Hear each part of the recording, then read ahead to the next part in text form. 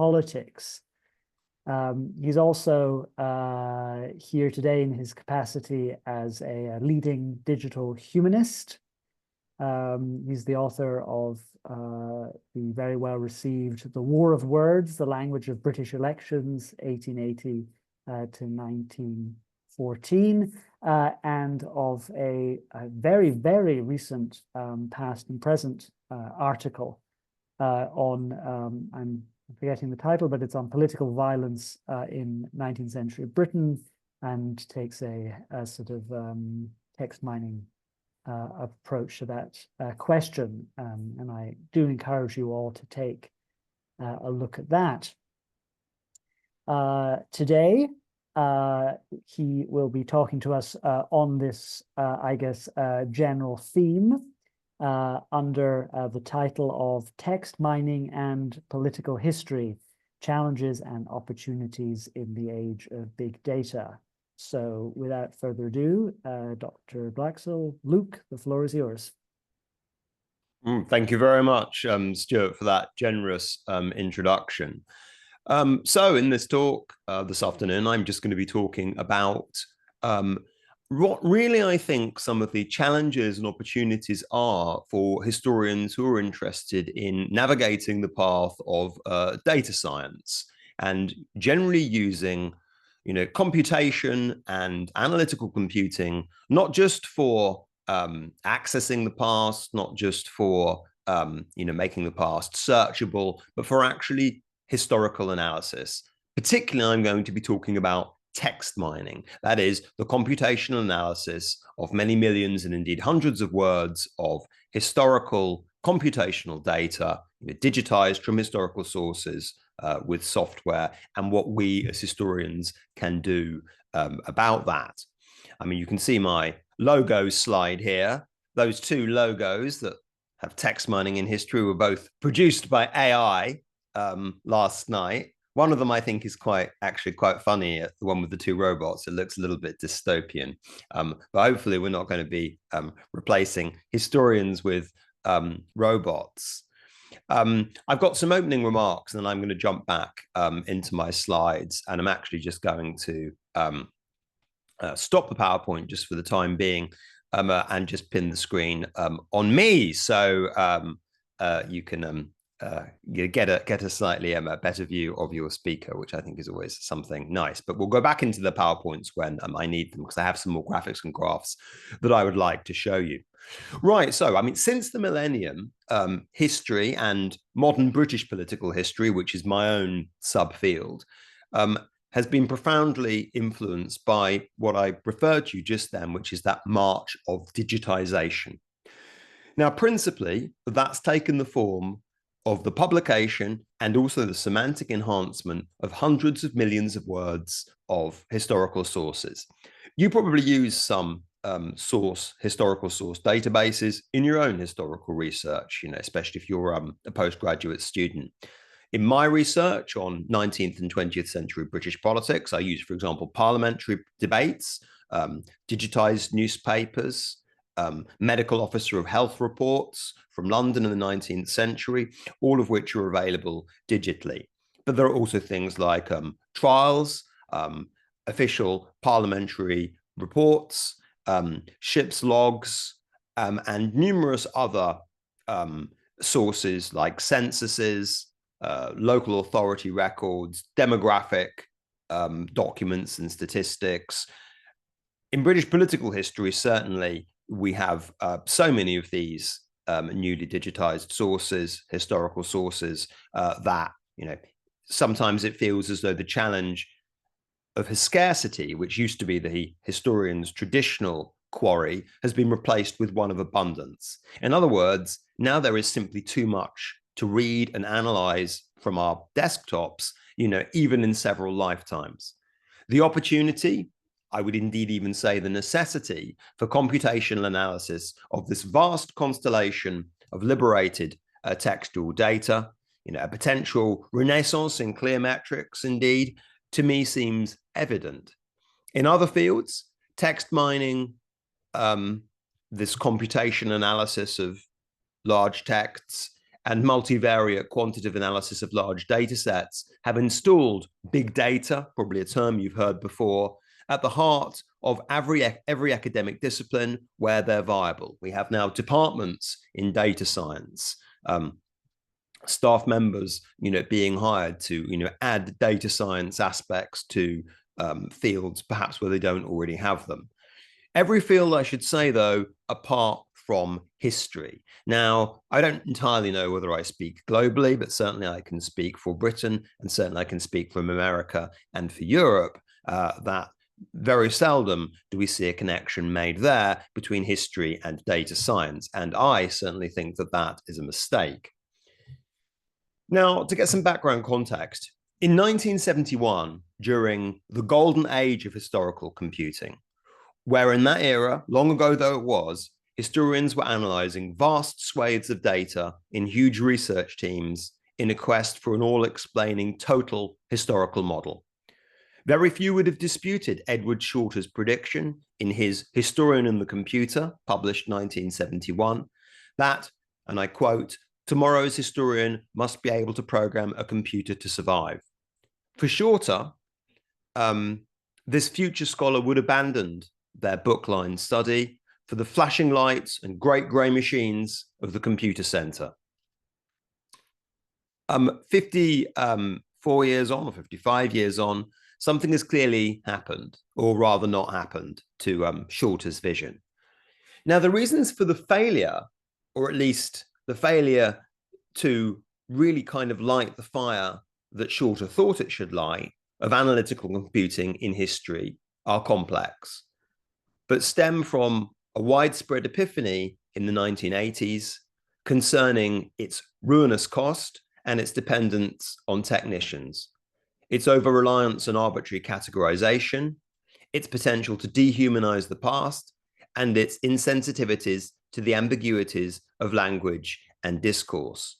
If you're using computers to read millions of words at once, doing that with limited or indeed no human oversight, you can understand why many of those categories, which seem to disrupt some of the fundamentals of what research we do as historians, where we like to immerse ourselves in sources and feel as though we develop a human understanding of them, were really challenged quite directly by some of these ideas.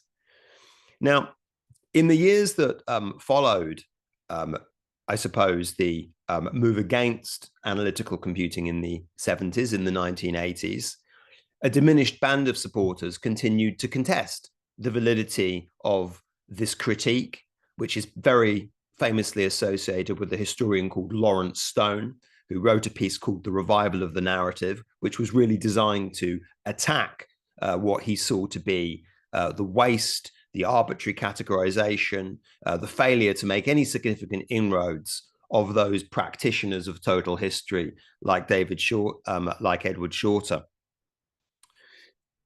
And nonetheless, though, going into the 90s, arguments were obviously still being raised against the validity of Stone's critique.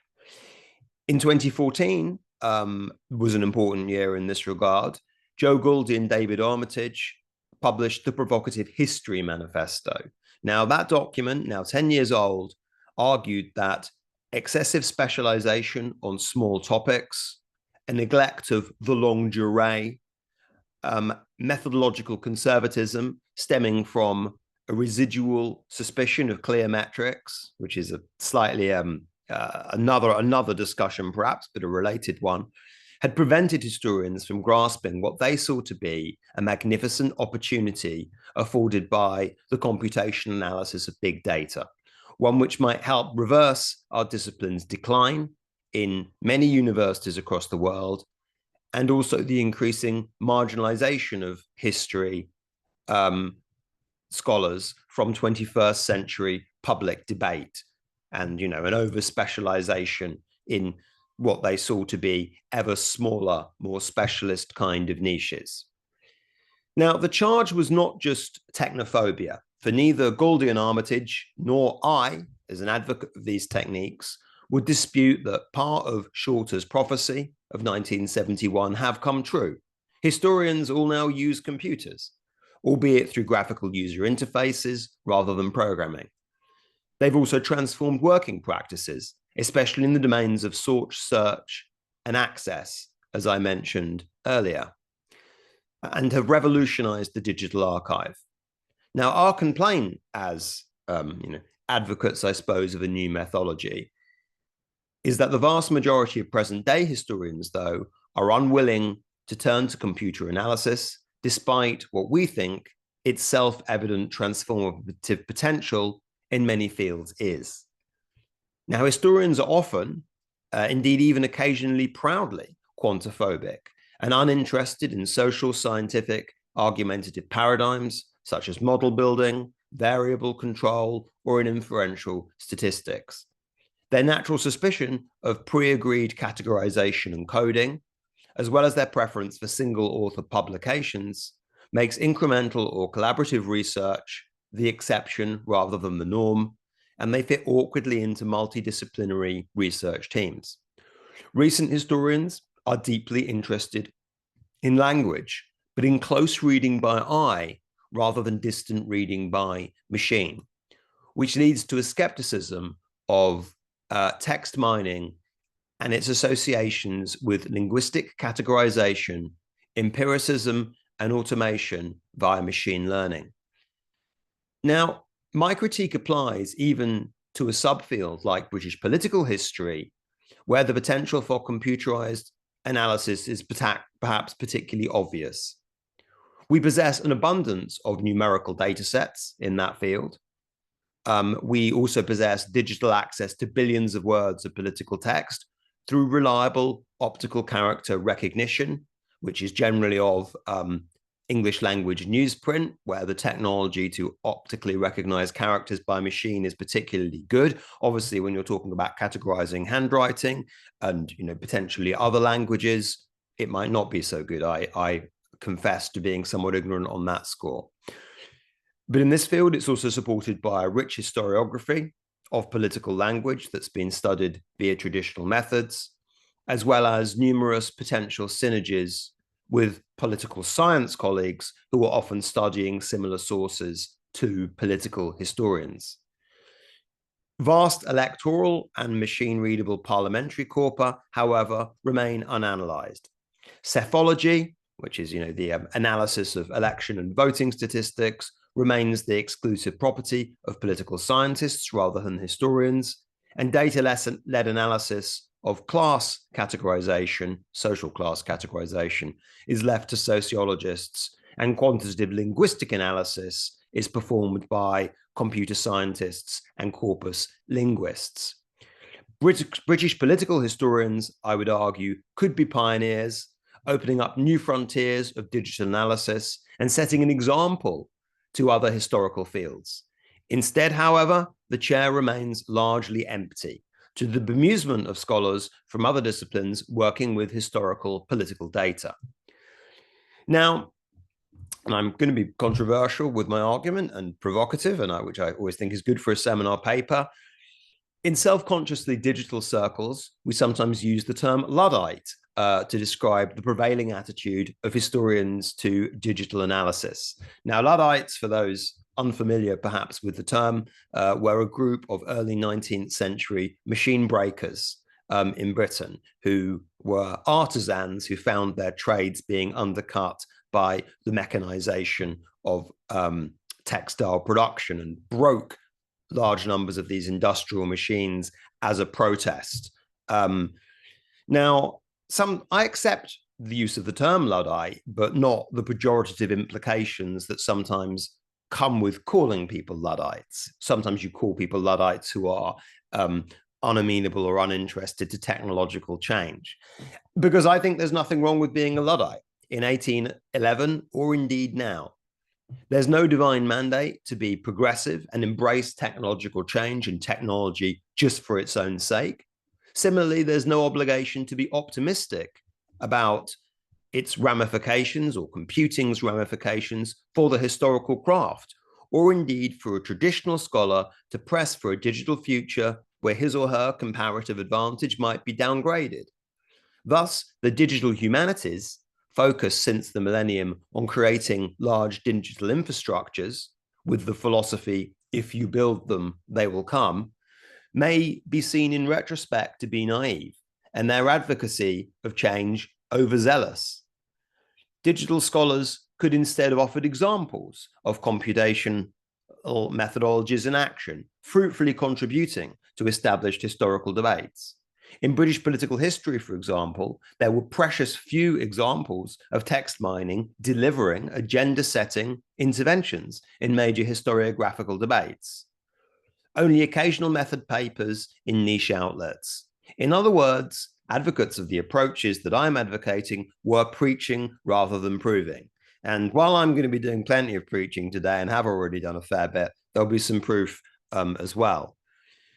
Now, my book of 2020, which Stuart very generously mentioned, The War of Words, The Language of British Elections, was designed to provide a proof of concept example of computational analysis in an already intensely researched field, late Victorian and Edwardian British electoral history, where new computational methods could be compared with tried and tested approaches in the analysis of huge data sets of political speeches.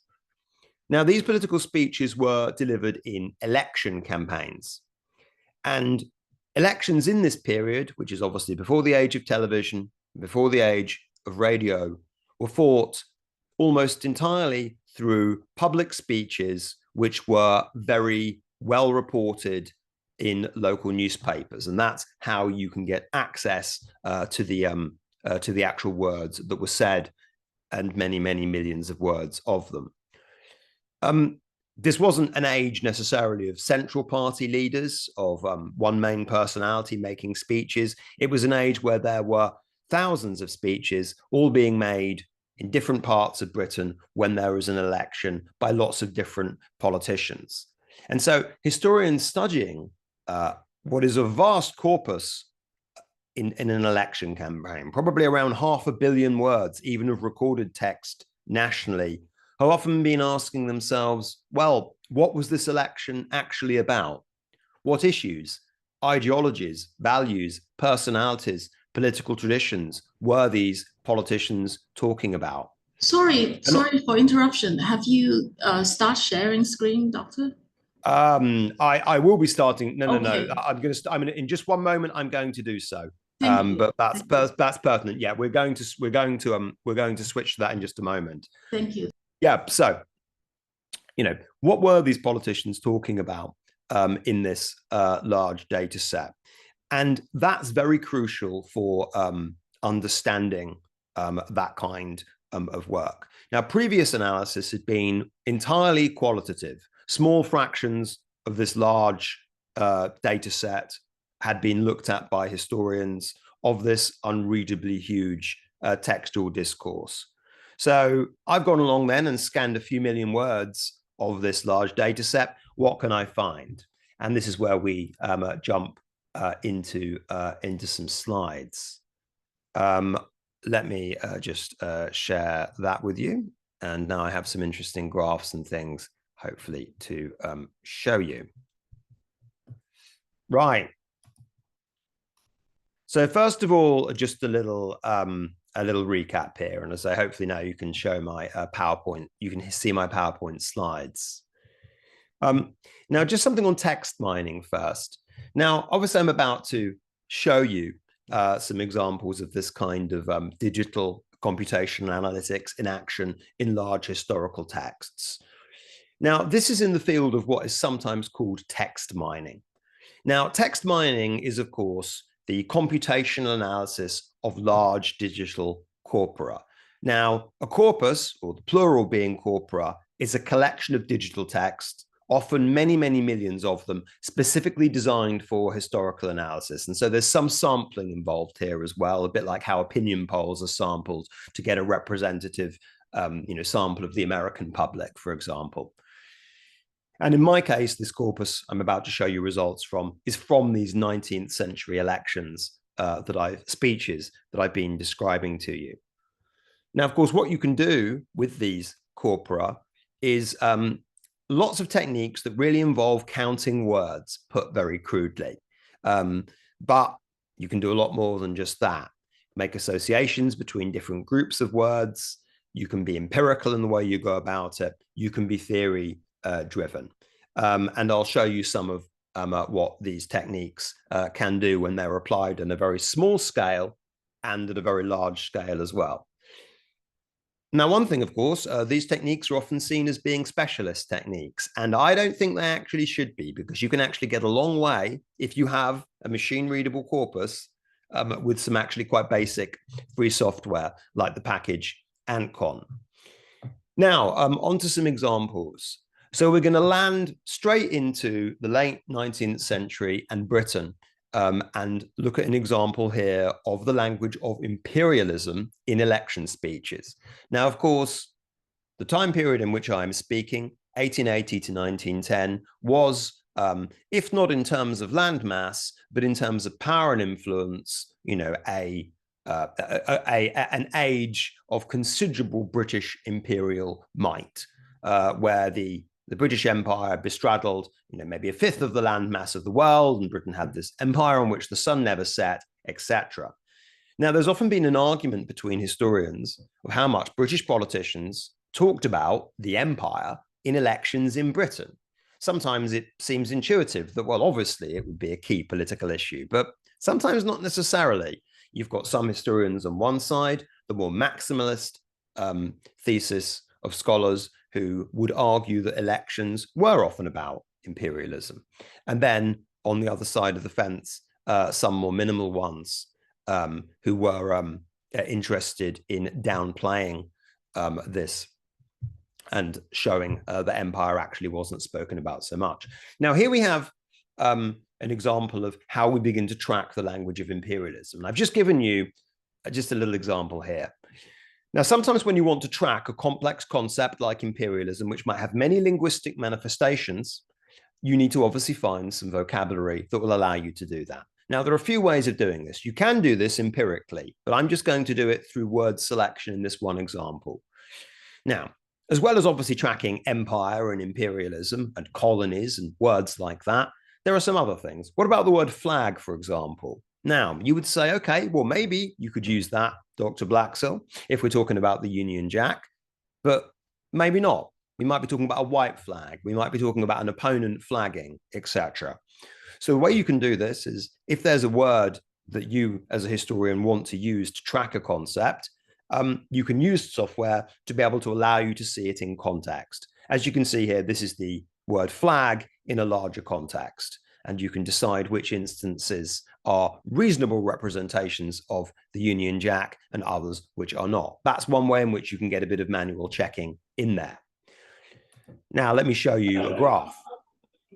Now, this is some aggregation here of some of these results. Now, I've tracked imperialism through instances, and these are all variations of these words: imperial, imperialism, you know, British, Britisher, Britain, etc., through these kind of keywords, 5 of them that you can see there on the right.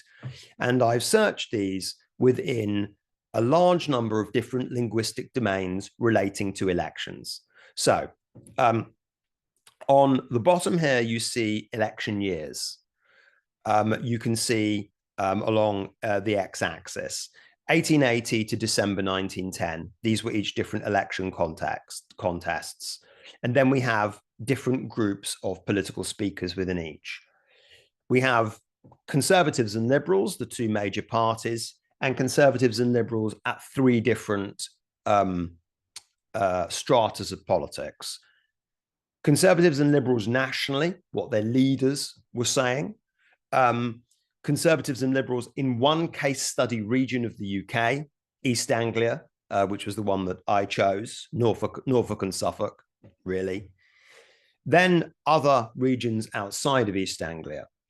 And all of these groups are all weighted to be identically comparable and as representative as possible. And I could go into a whole different sheet about that, but I won't do for now. But hopefully this enables us to compare how often those different groups talk about imperialism. And you know, there are some interesting when you look at the way historians have described the period, there are definitely some interesting findings that we get from this. One of them, for example, is that we find that the conservatives across all of their language groups talk about imperialism a lot more often than the liberals do. Now, there's been an argument on which party talked about it more. Generally, historians would say, yes, the conservatives probably do talk about it more. But now I can say exactly how much more. I can say it's twice as more. And I think sometimes being able to measure extent is useful. I want to know whether my racehorse has won the race by 10 lengths or just a short nose. Another thing is the election by election description or way in which this describes the situation. So as you can see, 1900, by far the most imperial of the elections. That's what we would expect, by the way. This was fought during a war in South Africa, where we would have expected candidates to be talking about election a lot. 1906, also a very imperial election. Again, there was an argument in the election about something called colonial preference, a free trade network within the British Empire. Again, it's not a surprise that's imperial. But 1895, the least imperial of any of the elections, that is a surprise. That election was one carried by Lord Salisbury, the Conservative leader, and has often been referred to by historians as being an archetype of the domination of late 19th conservative imperial appeal. And so rather than being of constant importance throughout the period, I think this kind of data can show that actually imperialism was of intermittent importance only. It was important, when there were certain key issues that were imperial in nature, but in other elections in the period, including ones that historians have ascribed to being very imperial, it is significantly less imperial. And also we can make comparisons between imperialism in 1895 and some relatively minor measures, for example, compensatory relief for persons injured in railway accidents. And so that gives you a different kind of analysis. Another thing you can do, that was just word counting. You can also look at what do political parties, what are they talking about when they mention the empire? And we have here some tables which show something called the Mutual Information Score. Now, the Mutual Information Score, MI score, is a linguistics measure which measures lexical attraction, i.e., if there's a word, what other words are attracted to it. So in this case, we're looking at the word empire, and the conservatives on the left and the liberals on the right. What words are attracted to empire for both parties? And what do we find with the conservatives? Their top-ranking lexically attracted terms to empire are words like dismemberment, disintegration, integrity, disruption, unity, glorious. These are very charged words. For the liberals, we've got some charged words as well, but we also, especially from word 5 onwards, get words like parts, part, whole, great, up, our, the, is, are. These are relatively, well, to a historian, uninteresting synstemantic words, the building blocks of language, rather than some of the much stronger and more emotional words the conservatives are using. And so we find that not only do the conservatives talk about the empire more, which I showed you in the previous slide, they also much more reliably associate empire with these very, very emotive kind of terms, whereas the liberals tend to be a bit more practical and administrative. Those are just two nice extra ways, I think, in being able to add quite a lot to the discussion about the language of imperialism in elections, talking about how often different parties use it in different places and what they mean when they do use it, rather than just quoting a few isolated examples, which is generally the way historians operate, who are using selective quotations, who don't have an ability to analyze many, many millions of words, which of course you could not read in totality, even in many lifetimes, as is the case with many of these corpora. Here's another example for you here from not a completely different domain, but a substantially different one. I'm moving now over to the British Parliament, the British House of Commons, in the post-1945 period and going all the way up to 2014, and looking at the contributions of women MPs. Now, one thing I've always been interested in is this debate on the entry of women into formal political realms. Now, in the post-war period, relatively small numbers of women MPs start to be elected for the first time. There are some before the war as well, but we have about 20 or 30 women MPs out of 650 MPs in Britain until really the 1990s, where we start getting a much more substantial number of women MPs. It's about 1/3 today. We have a women prime minister during that time when there are very few women MPs in Margaret Thatcher, but that's a slightly a quirk of the a quirk of history there, if you like. So in this domain, there's a lot of interest in how often women MPs and male MPs talk about women, for example, because there's obviously a debate on what happens when you get more women in the House of Commons. Is it just a question of the House of Commons looking more like its population by having more women in it? Or do women talk about something different? Do they use different terminology? Do women bring, not just female bodies, but also a feminized perspective, into politics? And this is a kind of quite a key debate amongst people, political scientists, also people interested in gender studies. Anyway, so I'll show you some data that I got out of this. I just took all of the political speeches from the House of Commons to enable this. And another project had already coded these speeches on whether the speech was made by a woman or made by a man parliamentarian. And a few other things as well enabled me to control for a few distorting factors, like the fact that we had a woman prime minister in the 80s who made a lot of speeches, for example. So what do we see here on this graph? Well, I could go into this in detail, but I'm not going to now. We had a way of classifying whether we viewed a speech, even if it was a short one, as being what we might call about women, based on a number of mentions of certain words in the speech. And, sometimes the devil is in the detail there, but I think we have a quite strong argument as to why we came up with that definition. But allow me to ride with it for now. We found that throughout these parliaments, which you can see, again, there along the x-axis, the gray lines there are women, the black lines are men. And we see that women, more or less over time, are talking about women a lot more often than men are talking about women. The gap is actually wider, really, before the 1990s. In the 90s, you start getting a lot more women MPs, incidentally. And that's interesting itself, but that does corroborate a kind of a core, sort of a feminist supposition, which is that women MPs talk about women more than male MPs. And, unquestionably, they do. Now, we did another analysis here, and as I say, don't worry, I will pull out what comes out of this table because I realize it's a very it's a difficult one.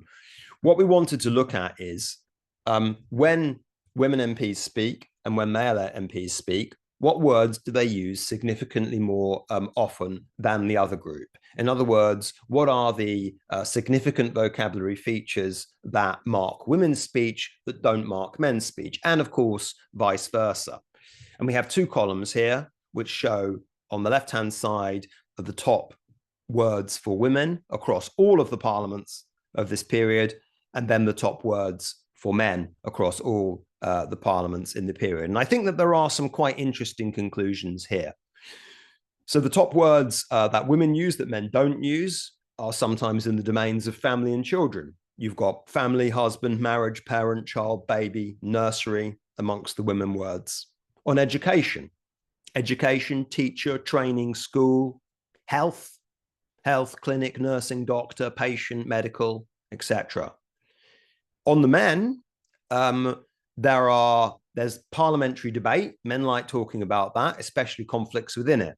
Proposition, wrong, principle, doubt, party, argument, viewpoint. Military and vehicles, another favored male topic. Aircraft, ship, weapon, troop, military, defense. Business, corporation, business expenditure. Foreign policy and geography, Germany, Americans, Northern, international, etc. Now, those things are all, in a sense, quite gender stereotyped, but nonetheless, it's interesting that it's empirically proven there to be true. We also find that women actually have what you might call a stronger set of gender markers that they use more often than men in all of the parliaments than men do. Men's language is a bit more diffuse and diverse, perhaps partly because there are more of them, admittedly.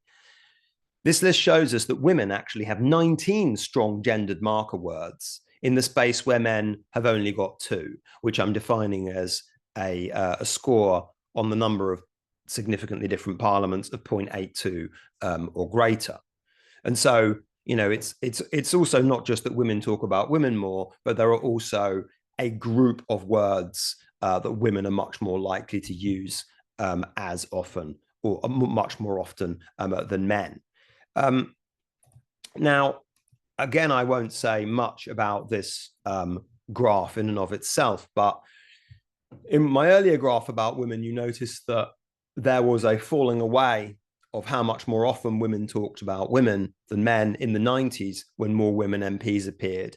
And this measure actually shows some of this in a little more detail.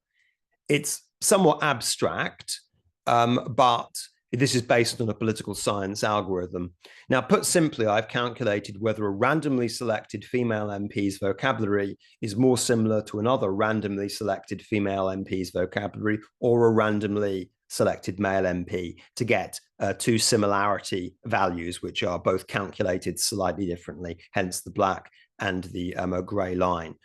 Repeated this procedure 10,000 times per parliament to get a robust random sample to gauge to what extent male and female MPs' language become more similar over time. And similarity is defined by that red bar there at the bottom.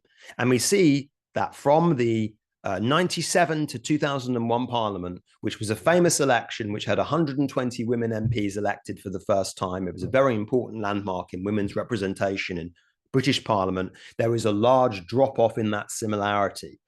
The conclusion from this, I think, must be that when women move from being a very small minority of MPs who often feel perhaps obligated to talk about what might be called women's issues like education, for example, that when women MPs become a larger minority, they cease to speak about politics as differently as men, and the gender distinction starts to disappear.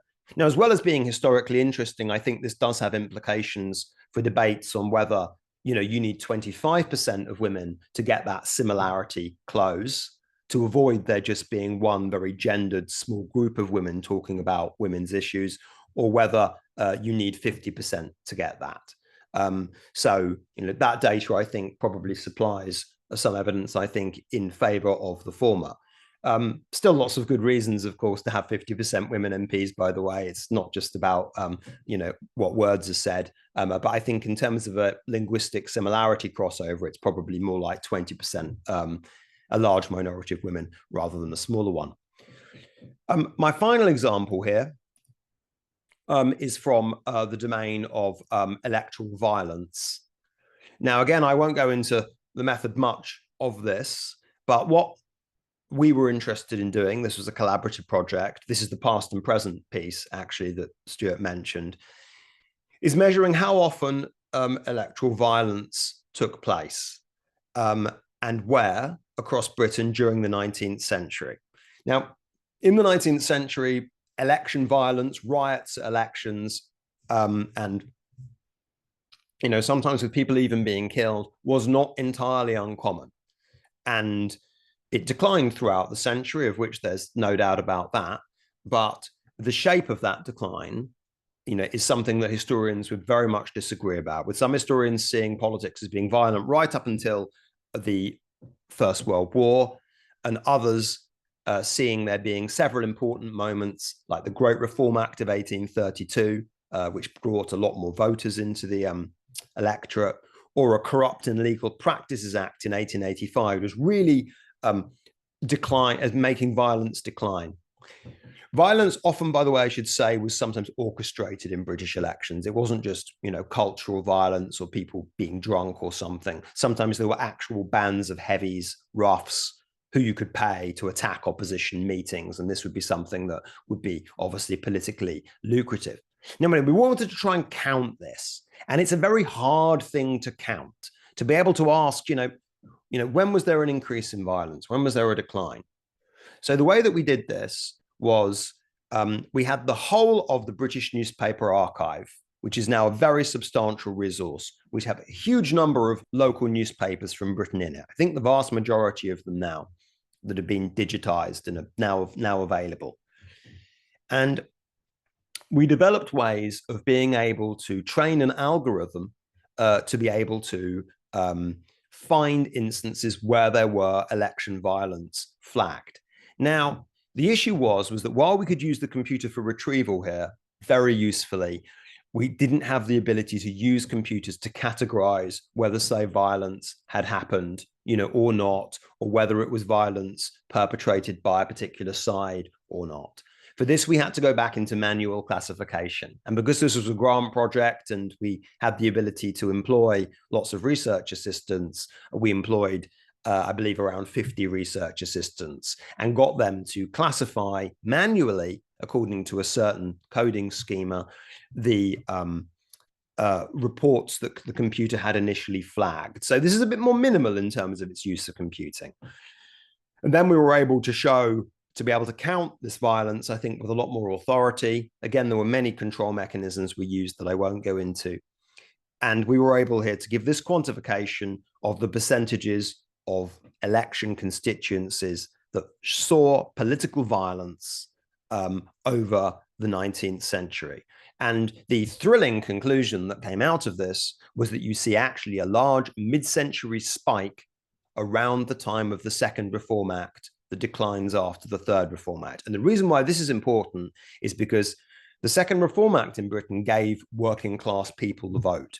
And it also coincided with a big increase in political organization and the growth of political parties. Generally, historians have argued that the growth of political parties tended to diminish election violence, that political parties were civilizing electoral forces. But this shows that at precisely the moment the politicians started getting involved in a big way, there was a massive increase in violence. And as we look at in the paper, in other places, I think a lot of this can be attributed to politicians using hired roughs, hired heavies, and violence in elections moving towards a sort of a non-partisan cultural violence before, towards a much more partisan directed violence when political parties became involved. And that was only really mitigated when there was a very, very, very harsh piece of anti-corruption legislation in the 1880s. And even then, not entirely. So this is what the basis of that past and present argument is about. Now, I wanted to also, having shown you some of those examples, which kind of look interesting, I guess, to give you some slight philosophical kind of argument as to why, when you're looking at large numbers of words, why this computational analysis has got some really major advantages. Now, I hope some of them are self-evident, but let me just give you a few philosophical ones, and I'll give you 4. Number 1 is that the quantitative intuition of human beings, our ability as researchers to estimate importance, frequency, and significance across a long text that we might have to read, can be flawed.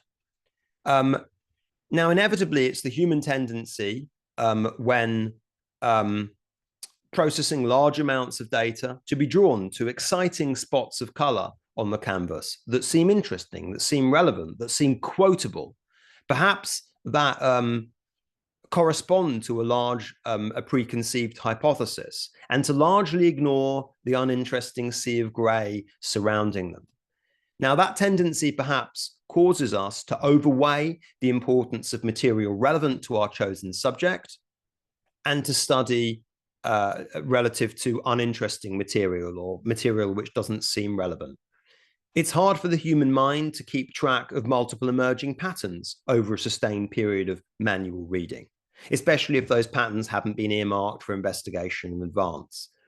Indeed, the linguist J. Charles Alderson has presented surveys and investigations that show the intuitive judgments, even of very learned professional linguists, don't reflect frequency counts in the text very well, or inspire confidence and word frequency judgments as surrogates for objective frequency measures. Indeed, a lot has been written about the fallibility of human memory in the hard sciences. An article in Nature Reviews Neuroscience concerned illusion in stage magic and found that watchers had difficulty noticing even quite substantial changes in background detail, which were not the primary focus of the magic trick. This is a phenomenon sometimes called the invisible gorilla phenomenon. In other words, if you're not looking for something, you often don't see it. And that can be one of the problems when you're bypassing all of that sea of gray. You tend to just be attracted to the few spots of color, and thus potentially make arguments that some things that seemed very important to you actually perhaps were not as important as maybe they were if you viewed the whole text and fed it through an empirical machine. Now that moves us on to the second argument, which is that a historian's practice of evidencing, of establishing typicality and significance through selective quotations. Now, I think that can be improved by using these methods. Now, first of all, I think it's difficult to believe in an abstract sense that any quote or selection of quotes could ever be representative of a potentially complex theme, like imperialism or women's substantive representation in such a huge text, even assuming a perfect judgment of a historian. And also, selective quotation only helps us when we want to show that something is in the text. We very often want to show that something isn't in the text or is seldom in the text. It's possible to footnote presence, but not absence. To show dearth or paucity implicitly requires a mapping of the whole body of text, or at least a large sample of it, for it to make sense, which would then inevitably, seemingly, require some kind of quantification. A corpus might help us get there. Overall, when assessing a huge text, we might well find a noteworthy undulation by qualitative means, but with no verifiable way of assessing its typicality, we cannot be entirely sure whether we have discovered an anthill, a hummock, or a mountain. A corpus, I suggest, is one way that we can begin to measure. Third argument, verification. Now, by footnoting what might be called a representative quotation, a historian invites us to investigate it and disagree with their interpretation as we see fit. But when the text is really large, like these election campaigns, 500 million words per election, this becomes practically unfeasible. Even if we could do it, the only means we have of disagreeing with the original selected quotation is with a selected counter quotation. The presentation of a Cox apple and a Bramley apple from a walled orchard tell us that both types of apple can be found within, but give no indication of how many there might be of each, which is often the more crucial question. This enables us, I think, to show whether we've established a significant trend or whether something was actually just mentioned 2 or 3 times in a handful of speeches across thousands, and enables us to communicate our linguistic judgments with more precision and consequently more verifiability by giving us the ability to communicate quantitative judgments about long texts more clearly. Fourthly and finally, this isn't so much an improvement on what we do already, but it's more a new opportunity, which is to work more empirically. Now, I've shown you some things earlier, like, for example, that list of keywords between male and female parliamentarians. Those were simply derived empirically. There wasn't me pre-selecting words as I did in the first example. And that's something potentially powerful because it enables you to notice things that you hadn't noticed in advance. If you've got the ability to use the computer to do that, to illuminate potential things you haven't expected, to note certain things that perhaps you wouldn't have spotted in the archive, then even if you discard the corpus from that moment onwards, it's still potentially illuminated interesting lines of research because it's used an electronic eye to look at the text, which might notice very different things to what a human eye might do. Now, so all that's all that is nice, but I think I just wanted to share a little bit more about in my final section of this speech on some of the kind of impact aspects of this, because I've been making quite a lot of these kind of arguments now for quite some years, and I'll switch back to just myself for this because I don't have any more slides. Now, I think that this represents proof, and I say I am an advocate, I'm a salesman, so, you know, take it with a pinch of salt, of how indispensable these kind of methods can be. And indeed, even though I haven't really shown you that here, I think my work at least shows how they can be combined with traditional analysis, with traditional ways of doing historical research, rather than replacing anything. Unlike my scary logo at the beginning, the purpose is not to replace historians with computers, but to use this as a very, very useful tool. Now, while that might seem kind of quite persuasive, and, you know, the idea, especially that you can use these techniques with traditional techniques, and sometimes they might contradict each other, and that's actually a really good thing if they do. I am a little bit more, you know, melancholy about this, and I'll be a little bit more provocative about it, because these techniques have been around in some form for around 20 years here, and I don't really see them having changed very much. Now, one of the obstacles I think that these techniques have for adoption, first of all, is the correct one, which is the barrier of historical skepticism that, you know, whether these techniques really do add anything that wasn't already obvious that historians didn't know before. I think that has been demonstrated emphatically, yes, but others may differ on that. But I don't think it's skeptics that are really the issue. I like skeptics, whether they're Luddites or otherwise. I think more skepticism is needed, as I'll come on for a moment. One issue I think is more apathy and ambivalence. And I think a lot of historians continue to ignore what I think is actually a quite fundamental methodological challenge posed by the second coming of humanities computing, which has obviously been paired by this huge liberation of the digital archive. You know, and that's to say nothing about, you know, the coming age of automation and, you know, large language models like ChatGPT.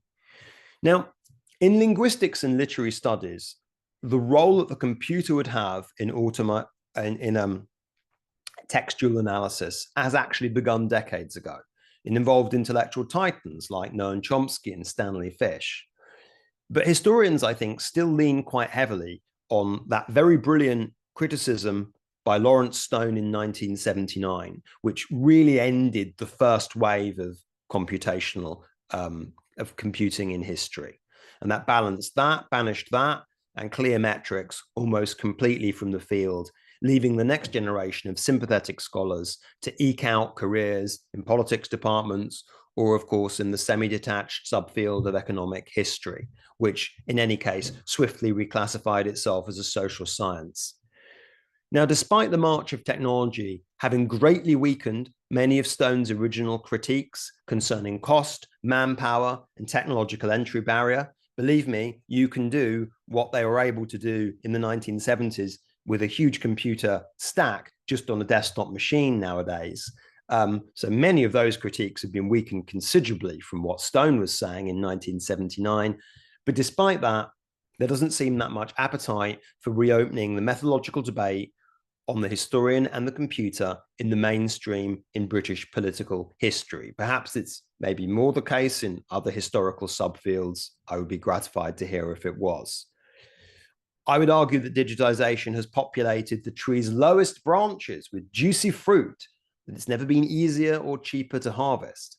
But nonetheless, data science in history continues to be labelled a specialist preoccupation promoted by a small handful of those who, like me, inevitably sound like salesmen, or conveniently pigeonholed into footnotes listing alternative approaches, or given occasional platforms to make outspoken contributions, you know, to method or on panels in special issues. As it was for Shorter in 1971, the computer is forever touted as the future of historical analysis, but somehow also never quite yet. In just the remaining time that I've got, 10 minutes, if that, I'm just going to explore that a little bit more deeply by critiquing historians, especially British political historians' view of the digital humanities, and then actually also to make things fair, vice versa. So starting with historians and the digital humanities in the academic world of today. Now, in history departments, digital humanists can sometimes be viewed as technicians, people who create digital assets that enable traditional historians to practice existing methodologies more conveniently. Even collaborations which have embraced a big data analysis, like the Living with Machines project at the British Library, sometimes maintain a divide between the computer scientists, the data scientists who serve as software engineers to historians, rather than producing genuinely interdisciplinary scholars who are often the product of digital humanities training. Scholars who call themselves digital historians run the risk that their genus will be unapparent to traditional historians, who are generally more preoccupied with place and with period than they are with method. This had the effect of once provoking a rather exclusionary question I was asked at an academic job interview. What sort of historian are you really, Dr. Blaxill? It seems difficult to imagine historians of other subfields, for example, race or gender, being obliged to self-justify in this way. But the historian who is interested in method often is. Now, that's reflective of what I think is a more general retreat from explicit methodological debates amongst recent political historians. Now, in the past, there were high political historians who were interested in the key power players at the top of politics, the so-called Peterhouse school. There were sociological historians working with Marxian, Weberian, or Thomsonian conceptions of social class. Similarly, scholars influenced by post-structuralism, whether they were radicals like Vernon and Joyce or moderates like Lawrence, were aware that they were part of a revisionist historical movement that became known as the linguistic turn. However, more recent generations of political historians, interested in such intriguing issues as identities, genders, races, and cultures, clear examples of robust methodological debate have generally disappeared, which seems surprising given the more explicit focus on methods training at undergraduate level. Granted, there is considerable interest in new approaches to British political history, such as Black and queer history, but these center on focus and interpretation rather than advancing methodological changes and how the past is researched and evidenced. Indeed, growing specialism in subject and chronology and the more recent reluctance to offer broader explanatory models of causation in British political history has had the effect of siloing recent scholars in niche specialisms, creating a more consensual environment in which historians can plough specialist furrows. This has diminished the incentive to reflect, or at least in print, on many intriguing general questions which remain unresolved, including but not limited to why class has become so unfashionable a scholarly focus in British political history, and whether it still should be, why historians of politics have been replaced wholesale with historians of political culture, why history and the social sciences continue to diverge methodologically when we often study the same sources, why quantitative history has been beaten to the fringes of the discipline, how and why so many historians move towards reconstructing the past and away from explaining it, and why it is that, despite such favorable tailwinds, there has been no second coming of computing in history or an associated revival of cliometrics. The methodological debate surrounding computing has been sidestepped to such an extent that there has been negligible introspection even on room-devouring elephants.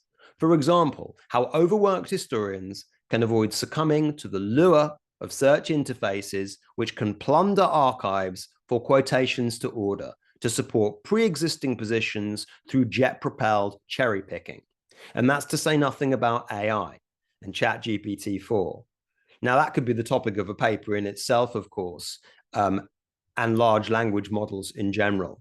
But, in the humanities, we've already noticed that ChatGPT has enormously controversial powers, such as its ability to expand and even create new sources where we actually don't have them, and to role-play simulated historical actors for us to ask them questions.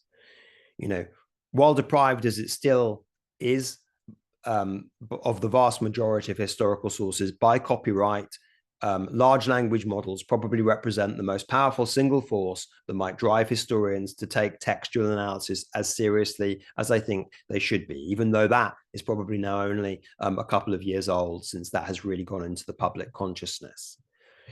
Now, there are many and indeed vital arguments, some which lean on Lawrence Stone and others which are new, for why historians should lead methods like mine firmly behind the cordon sanitaire. Such arguments include the proclivity of such methods to produce glorious statements of the obvious, or produce conclusions from arbitrary categories, our reliance on various statistical and algorithmic black boxes, our tendency to tell the story of majorities rather than minorities, and our potential to diminish the human story at the heart of history. And then, with AI, there are vital questions which take us right back to Foucault and Derrida about the nature of truth in history. However, these concerns, I think, should be a stimulus to use digital methods more effectively rather than to ignore them. A failure to do so risks the arrival of a new generation of aggressively empirical and less polite than me, I think, scholars that risk pushing history uncritically towards data science, where the past is treated as a crunchable data repository with which to solve problems of the present. The time to have a debate on method is now, and we need some of those critics of digital methods, the Luddites, if I'm calling them that, to make a strong case against these techniques. Where the status quo is found wanting, though, it should change. But I do think it would be assisted by taking digital history seriously as a subfield and recognizing that while asking its practitioners for methodological introspection is reasonable, that requires historians to accept that methodological contributions to scholarship are not per se less valuable than contributions on the level of content. At the moment, that's not the case. Methodological work is afforded a second-class status by journals and on the job market, whose entry criteria is based on subject and by period. I would argue that a historian who contributes nothing to content but profoundly contributes to method should be rewarded with the same accolades as one whose contribution is reverse, which is, of course, a controversial view. Speeding towards the conclusion a little bit more. Speaking of digital humanities, just for a few minutes.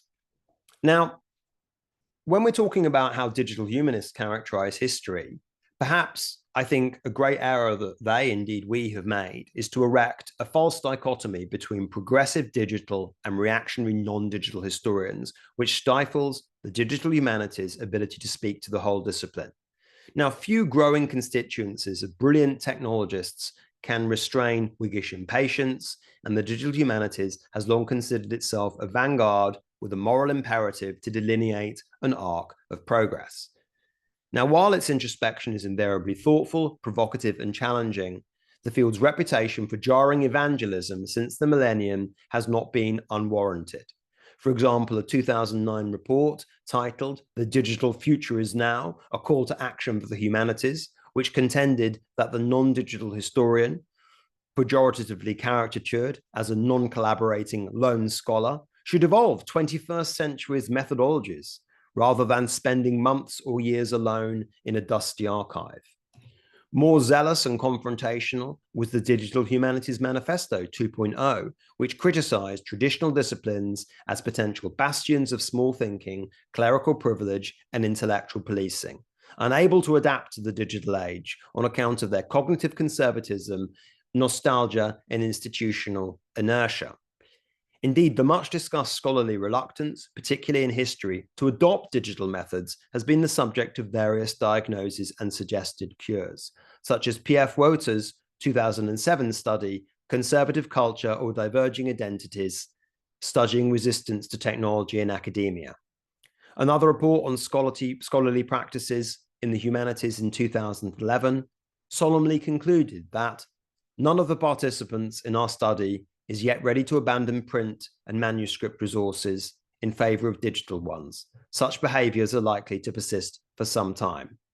The History Manifesto in 2014 is perhaps the best known example of digital humanities activism. But of course, in making very many important points, it also ruffled many important feathers. And while started a debate, regrettably, it petered out. Now, the obvious downside of that confrontational approach from digital humanists is that it encourages scholars to fortify themselves in their respective fields and avoid interaction. The decision of digital humanities practitioners to become a separate discipline has created departments, research networks, and conferences which primarily support those who already have taken the digital turn. Additionally, a great deal of this work is published online in blogs or in discussion groups and through digital colloquia, which are unlikely to engage historians who don't deliberately seek them out. Indeed, practitioners of digital history are often linguists, computer scientists, literary scholars, before they are historians.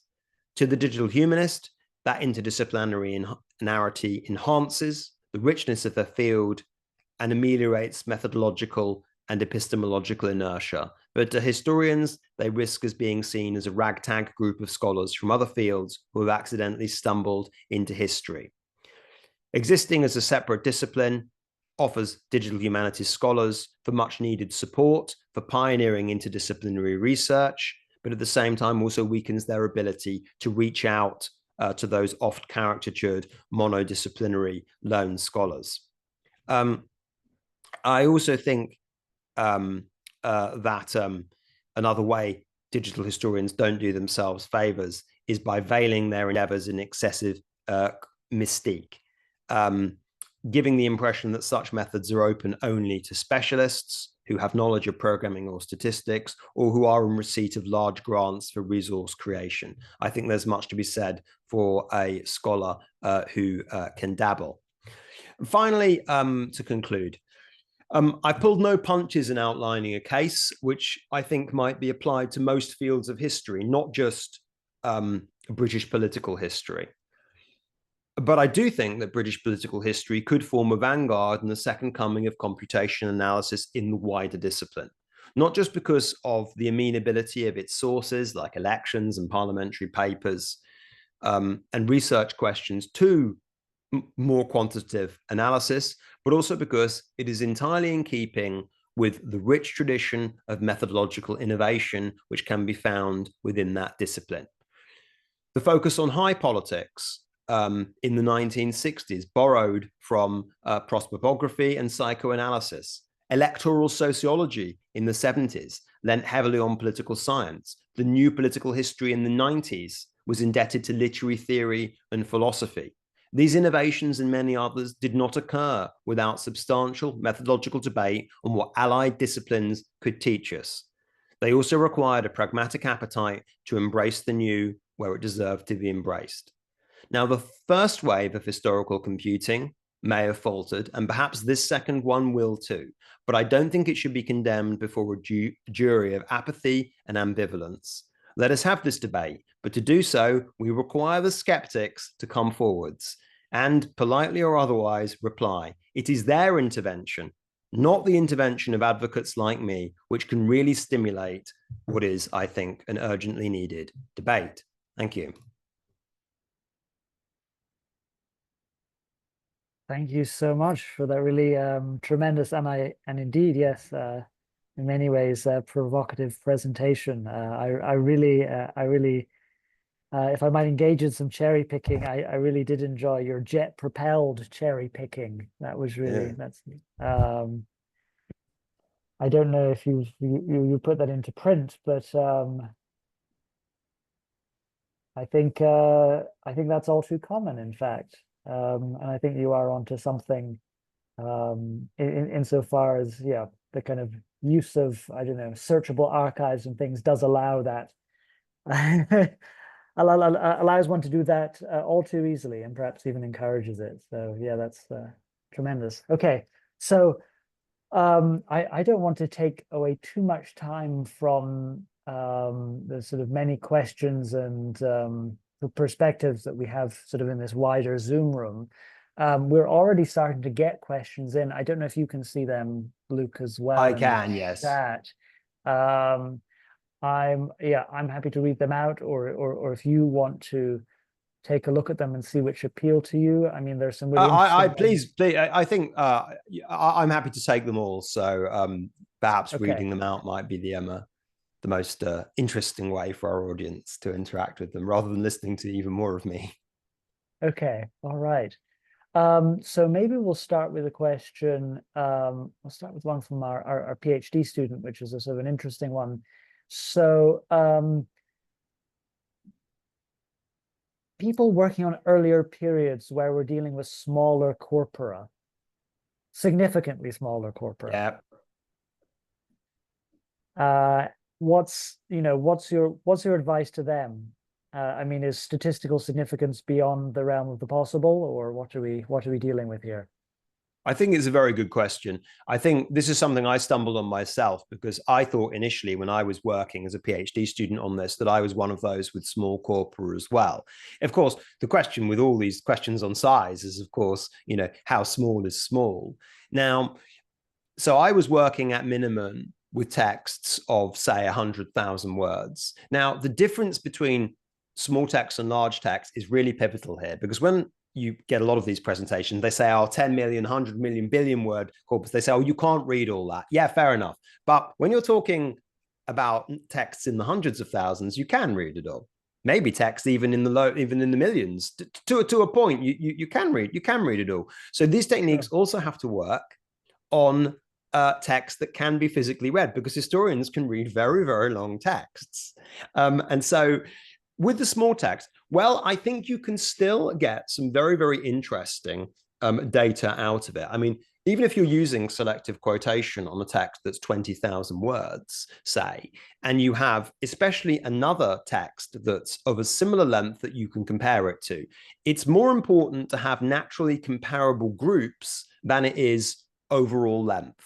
Because if you've got, say, one political party compared to another, men versus women, the 1870s versus, the 1880s, different locations, for example, then you can look at how the language in different groups compares to each other. And some of those statistics might be quite interesting and quite meaningful, whether there are more words, say, mentioned in one group than another, or whether if there's a keyword you're interested in. I showed you an example for empire, what group A mean when they mention empire compared to group B. So it's actually much easier to have 20,000 words that you can compare, rather than one text of 1 million words where there aren't obvious natural comparative groups.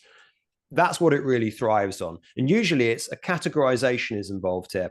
Men and women MPs I had, that was quite easy. Political parties is very easy as well, mostly, unless you get into times when parties are hard to compare. And so are geographies, or two different countries, for example. So I think that's really the kind of star term if you've got comparative groups. There is still a size point as well.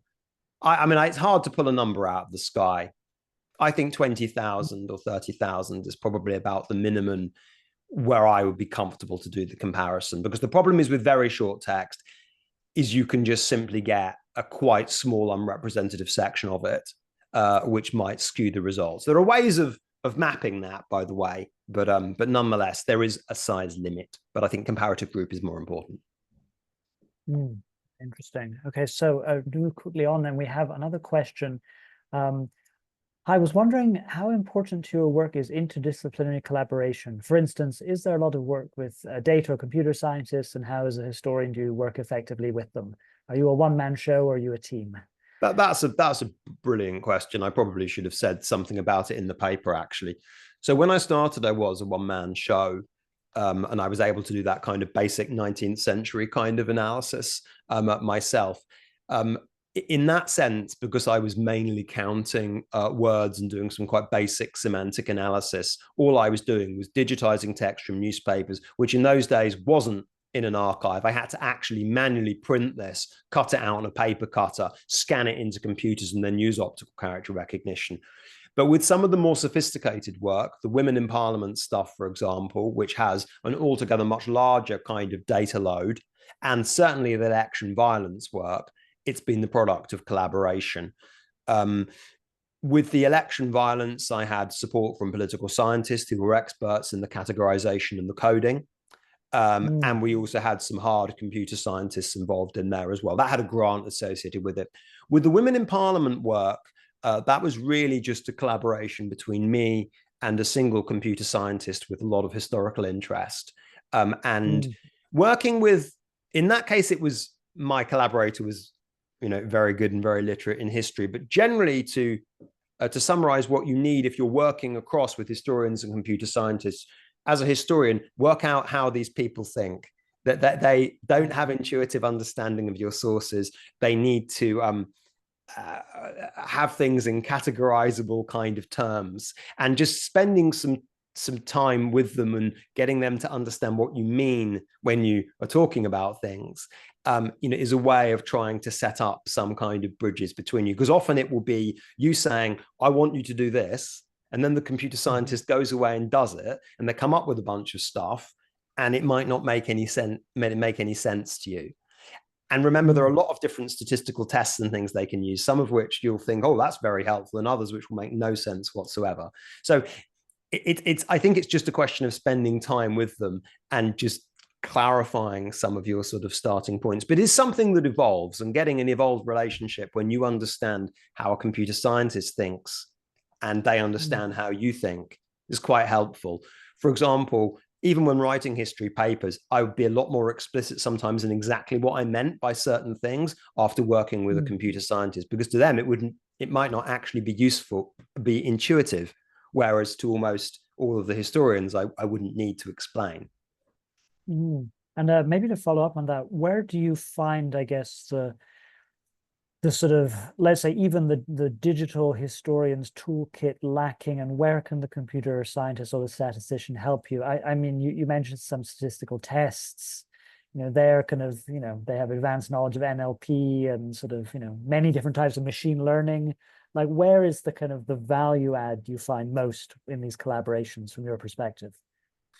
I think it can be several things. One, I think, is that if you're jumping into it as a historian, and say you find yourself on a project where there's a computer scientist and stuff, and I think this will be increasingly the experience a lot of historians with a digital humanities interest will have. There are more grants, even though I was pessimistic about a lot of things, there are more grants appearing for this kind of thing now. So you might well find yourself in a situation like that.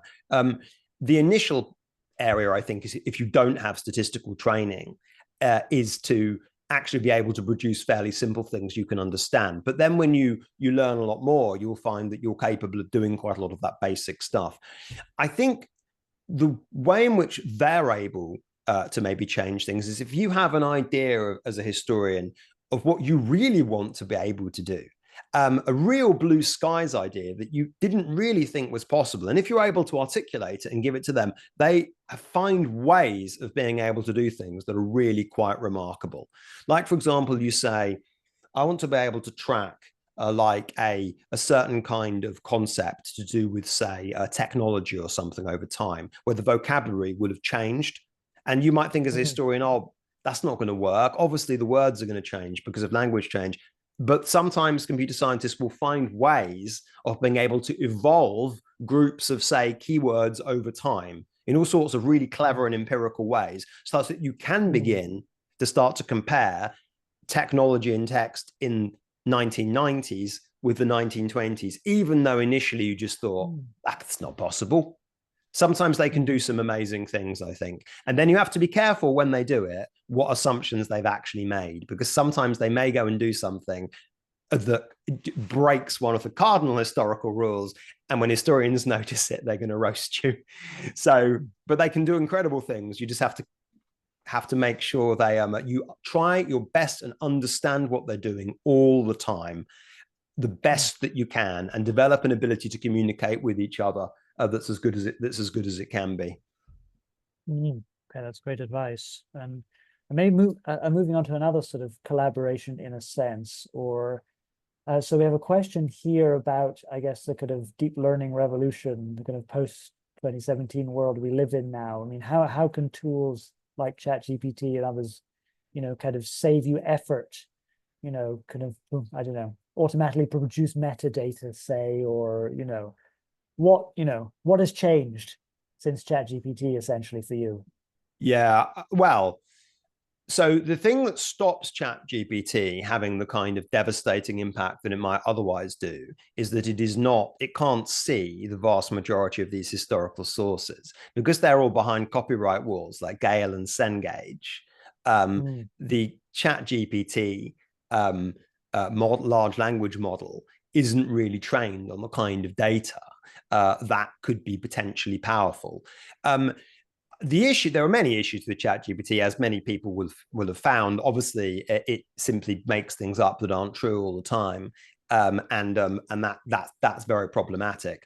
I think it is mostly a tool of incredibly useful summary rather than actual sort of, the delivery of actual scholarship at this time. So, for example, if you want to really understand the general gist of what a bunch of sources are about, you can use ChatGPT to do that. So I give an example. So recently I was writing on a very short turnaround, a chapter in a book about a particular election campaign. I probably managed to dump about 60,000 words of information from the archive. I dumped that into ChatGPT and asked it to tell me what this election was about, just as a way of priming myself before I jumped in. And mostly what it said was really accurate and really useful. And I understood a lot more jumping in. And it probably just saved me a few hours of time when I would have had to otherwise have worked it out. So I think at the moment, as I say, it can't see the sources, and it's still a little bit stupid. I also don't think it's that good. It can be useful for kind of coding stuff as well, of course. It can be very, very clever at that. If you want to write, you want to find ways in which you can express certain historical things as code. There are interesting ways in which you can do that. It's got quite, I think, a lot of potential on that area. But I think it really feels with ChatGPT that it's becoming cleverer and cleverer on the corpus that it's exposed to. But that isn't history at the moment because most of it's hidden behind hidden behind copyright. If, say, the full British newspaper archive was put into ChatGPT, and then it could, and it was, with a degree of actually additional metadata, that would be the real moment where I think it would be tremendously exciting and, of course, tremendously frightening, which AI always is wherever it appeared. So for the moment, it's a tool of convenience for me, rather than something serious, which in a sense is probably the box I think most historians would prefer to leave it in. It might break out of it. We'll see. Yeah, indeed. And sort of segueing from this question of tools. So I have a question here about, we have students who are kind of starting from zero. Where do you suggest they start? And it's normally with sort of tools-based techniques. So do you have any suggestions? Yes, I do. One of them is more of I'm assuming text mining here, because of course, yes. I did make some arguments that could be applied to a lot more about computational history, but really I'm talking about text mining. So there's a series of tutorials that myself and also my computer science collaborator created for the German Historical Institute, which is called Text Mining for Historians. It can be easy enough found through Google. There's an introductory set of it, which is more generally me. And then there's some more coding, basic coding stuff, which is coming out of him. That's nice. Apart from that, I always felt that a very, very useful source was there are some very good primers written by corpus linguists. I used one by a scholar called Svenja Adolphs, introducing electronic text analysis. This was published in the late noughties now. And it's only about 120 pages. There's a really useful in getting you familiar with some of the more basic kind of concepts in text mining. There is also a book called Exploring Big Historical Data, the Historian's Macroscope, which is freely available online, which is I confess, read in entirety, but that also looks like a very useful method primer. But generally there's been an incentive for corpus linguists to write the kind of book I think that's useful to you, like the Svenja Adolphs book, and they're usually quite short and usually quite understandable. But nonetheless, we did create this course for the GHI that's designed to do kind of exactly that. Great, and yeah, I put the link there in the chat for anyone who's interested. So we have about 3 minutes left, and we have a final, I think, sort of very interesting question. Yeah. About gaps in the archive. So this is a sort of interesting sort of question, right? It sort of comes in different forms. People have, you know, looking through the bamboo curtain in kind of ethno-history, right? You know, the voice, giving voice to the voiceless. What about these kind of things that, well, they're maybe not in the source in a concrete form? How do you deal with that? Yeah. So it's an interesting one, isn't it? Because by its nature, large databases where we have word frequency lists, etc., tend to privilege majorities. It's the nature of any kind of, I mean, it could be used against this, that argument could be used against quant in general. I would say two things, really. The first is a slightly tricky answer, but I still think it's in a sense correct, which is that by, first of all, you're likely with these techniques to find whatever there is of that minority viewpoint you're interested in can be found, but it also can be, I think, its difference from, if you like, a kind of a mainstream can be rendered more distinct. Like I was talking a lot there about the language of women MPs who were a quite small minority of the House of Commons for a long period of time. And by studying actually the majority, because most MPs are men, the distinctions and indeed the similarities of the minority group are rendered more visible rather than less. A slightly more blue skies kind of answer would be, there are some, and this is very controversial, there are some minority groups, like this is the case with Aboriginal sources, for example, where the sources simply do not exist except for a very small number. And so then in theory, AI could make all sorts of inferences and create a simulated history based on what it does know, that could serve as a replacement. Now, this is of course a created history, but massively controversial for obvious reasons, because this would go against almost everything that historians would believe, and you'd have to take a very, very strong, sort of Foucauldian turn to be able to get near that. But essentially, it's providing, as I say, a machine ability to make a kind of a simulation of something based on what it already knows. And of course, there will be different models that will produce different things, and it would be very hard to see how a history like that could ever be kind of canonized or memorialized, because of course it is created. But nonetheless, it's a debate I'm aware is active within scholars of, for example, history of Indigenous Australians, Aboriginals. As I say, it's not an area I've waded into, but it's one that I look at from the outside as being, potentially intriguing.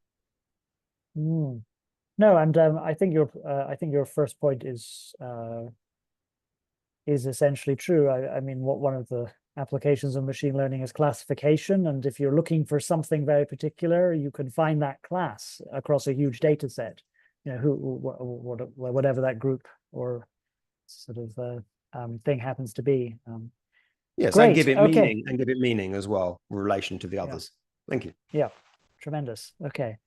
So we are now, unfortunately, out of time. It's exactly 6:30 here in Hong Kong. I believe it's 10:30 a.m. in the UK. That's in London. correct. So we'll have to sign off. But I'd like to once again thank our speaker for really tremendously interesting. Definitely the most provocative talk we've had. So you've succeeded in your aim, which is great, and we're very grateful for it.